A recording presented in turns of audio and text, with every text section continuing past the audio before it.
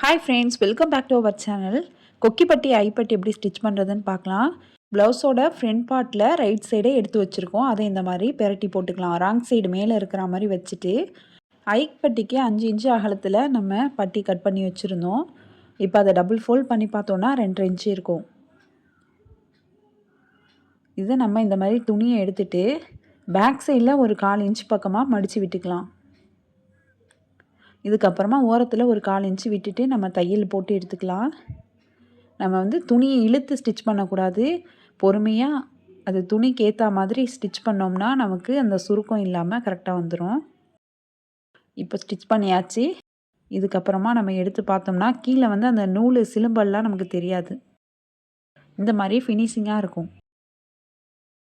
நம்ம இந்த இடத்துக்கிட்ட தான் ஐப்பட்டி ஜாயின் பண்ணோம். இந்த இடத்துக்கிட்ட தான் நம்ம ஜாயின் பண்ணோம். இதை ஒரு ஃபோல்டு பண்ணிவிட்டு நம்ம எங்கே ஜாயின் பண்ணோமோ அதுக்கு மேலேயே இன்னொரு ஸ்டிச்சஸ் போடணும்.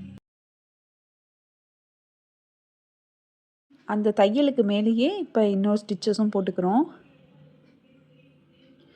ஃபுல்லாகவே ஒரே அளவாகவே ஸ்டிச்சஸ் போட்டுக்கலாம்.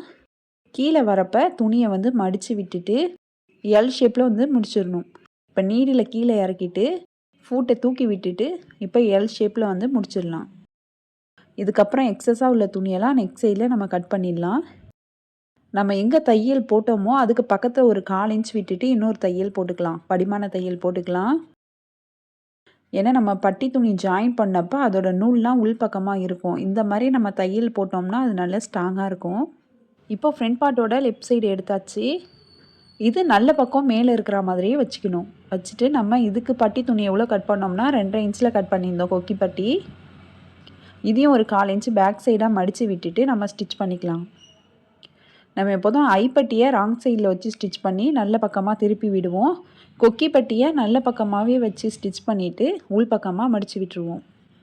இப்போ எப்படி ஸ்டிச் பண்ணுறோன்னு பாருங்கள். ஒரு 1/4 இன்ச் விட்டுட்டு ஃபுல்லாக ஸ்டிச்சஸ் போட்டு எடுத்துக்கலாம். இப்போ துணியை எடுத்து விட்டோம்னா அந்த த்ரெட்டெலாம் தெரியாது. நம்ம இந்த இடத்துக்கிட்ட தான் ஜாயின் பண்ணோம் கொக்கி பட்டி. அது வரைக்கும் துணி உள் பக்கமாக வந்துடணும். நம்ம ஒரு ஃபோல்டு வேணாலும் பண்ணிக்கலாம், 2 ஃபோல்டு வேணாலும் பண்ணிக்கலாம். நம்ம எது வரைக்கும் ஜாயின் பண்ணோமோ இப்போ இது வரைக்கும் நம்ம ஜாயின் பண்ணியிருக்கோம். இது வரைக்கும் துணி உள் பக்கமாக போயிடணும் கொக்கி பட்டிக்கு. இப்போ நம்ம மடித்து ஸ்டிச் பண்ணிக்கலாம். கொக்கி பட்டி சைட்லேயும் நம்ம இழுத்து ஸ்டிச் பண்ணக்கூடாது. நமக்கு ஸ்ட்ரைட்டாக வரணும் பட்டி ஸ்டிச் பண்ணுறப்போ. அப்போ தான் நமக்கு கேப்லாம் இல்லாமல் ஃபினிஷிங் நல்லாயிருக்கும். இப்போ எக்ஸஸாக உள்ள துணியெல்லாம் நெக் சைடில் கட் பண்ணிக்கலாம். இப்போ 2 பட்டியும் ஒன்றா வச்சு பார்த்துக்கலாம். நெக்கிலேருந்து நம்ம கரெக்டாக ஐப்பட்டி மேலே கொக்கி பட்டியை வச்சு செக் பண்ணிக்கலாம். நமக்கு கரெக்டாக இருக்குது. இதே மெத்தடில் நீங்களும் ட்ரை பண்ணி பாருங்கள். இந்த வீடியோ உங்களுக்கு யூஸ்ஃபுல்லாக இருந்துச்சுன்னா லைக் பண்ணுங்கள், ஷேர் பண்ணுங்கள், கமெண்ட் பண்ணுங்கள். மறக்காமல் சப்ஸ்கிரைப் பண்ணிடுங்க. தேங்க்ஸ் ஃபார் வாட்சிங்.